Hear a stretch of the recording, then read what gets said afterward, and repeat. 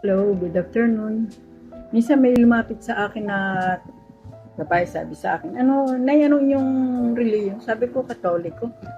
Ay, sa amin ho kayo sumama at ang amin ay kami maliligtas at kami, yan. Hindi ko na sinabi, tinanong ko ano reliyon. Sabi ko, naku ineng, ay lahat namang reliyon ay maganda, wala naman yan pangit.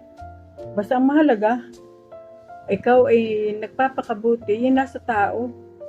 Kung ikaw ay walang tinatapakan tao, wala kang inaargabyadong tao, may pagmamahal ka sa iyong kapwa, maliligtas ka, wala yung sa relihiyon.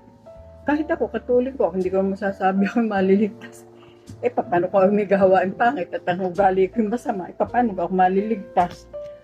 Ay, nako po. Trust in the Lord with all your heart, and do not lean on your own understanding. In all your ways acknowledge Him, and He will make straight your paths.